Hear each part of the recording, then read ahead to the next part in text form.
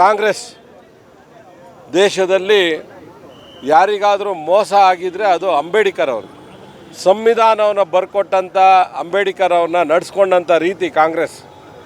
ಅವರನ್ನು ಸಂಸದರಿಂದ ಪಾರ್ಟಿಯಲ್ಲಿ ಟಿಕೆಟ್ ಕೊಡದೆ ಹೊರಗಡೆಗೆ ಹಾಕ್ದಂಥದ್ದು, ಅವರು ಇಂಡಿಪೆಂಡೆಂಟಾಗಿ ನಿಂತಾಗ ಅವ್ರನ್ನ ಸೋಲಿಸಿದಂಥದ್ದು, ಮತ್ತು ಅವ್ರು ರಾಜ್ಯಸಭೆಗೆ ನಿಂತಾಗ ಸೋಲ್ಸೋಕ್ಕೆ ಪ್ರಯತ್ನ ಮಾಡಿದ್ದು, ಆಗ BJP ಅವ್ರನ್ನ ರಾಜ್ಯಸಭೆಗೆ ಆರಿಸಿ ಕಳಿಸಿದಂಥದ್ದು ಕೂಡ ನಮಗೆಲ್ಲ ನೆನಪಿದೆ.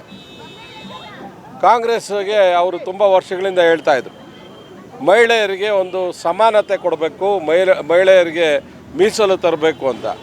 ಆದರೆ ಕಾಂಗ್ರೆಸ್ ಅವರು ಮಹಿಳಾ ಪ್ರಧಾನಮಂತ್ರಿ ಆದಾಗಲೂ ಕೂಡ ತಲೆಗೆ ಹಾಕ್ಕೊಂಡಿಲ್ಲ, ಅಥವಾ Sonia Gandhi super prime minister ಆಗಿದ್ದಾಗಲೂ ಕೂಡ ಅವರು ತಲೆಗೆ ಹಾಕ್ಕೊಳ್ಳಲಿಲ್ಲ.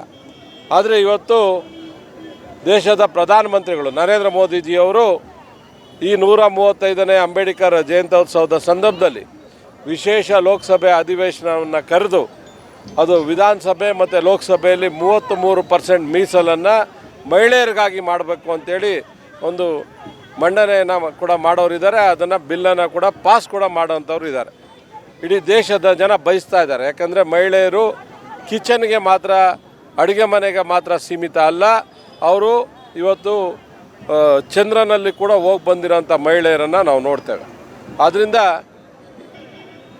ದೇಶದ ಪ್ರಥಮ ಪ್ರಜೆ ಪ್ರೆಸಿಡೆಂಟ್ ಆದಂಥ ಮುರ್ಮುಜಿ ಅವರು, ಫೈನಾನ್ಸ್ ಮಿನಿಸ್ಟರ್ ಆದಂಥ ನಿರ್ಮಲಾ ಸೀತಾರಾಮನ್ ಅವರು, ಕರ್ನಾಟಕದಿಂದ ಗೆದ್ದು ಮಿನಿಸ್ಟರ್ ಆಗಿರುವಂಥ ಶೋಭಾ ಕರಂದ್ಲಾಜೆ ಅವರು, ಇವರೆಲ್ಲರನ್ನೂ ಕೂಡ ತುಂಬ ಗೌರವದಿಂದ ಭಾರತೀಯ ಜನತಾ ಪಾರ್ಟಿ ನಡೆಸ್ಕೊಂಡಿದೆ.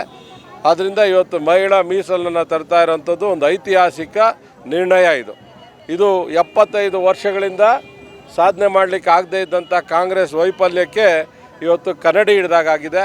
ಇವತ್ತು BJP ನರೇಂದ್ರ ಮೋದಿಯವರು ಮೀಸಲನ್ನು ತರ್ತಾ ಇದ್ದಾರೆ. ಮಹಿಳೆಯರು ಇದನ್ನು 100 ವರ್ಷಗಳ ಕಾಲ ಜ್ಞಾಪಕ ಇಟ್ಕೋತಾರೆ.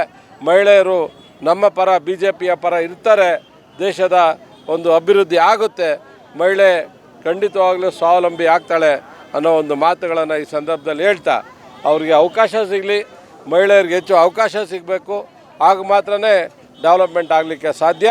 ಅದನ್ನು ಮಾಡೋಣ. ಇವತ್ತು ಅಂಬೇಡ್ಕರ್ ಅವರ ಜಯಂತಿಯ ಪ್ರಯುಕ್ತ ಬೆಳಗ್ಗೆಯಿಂದ ಅನೇಕ ಕಾರ್ಯಕ್ರಮಗಳಲ್ಲಿ ನಾನು ಪಾಲ್ಗೊಂಡಿದ್ದೇನೆ.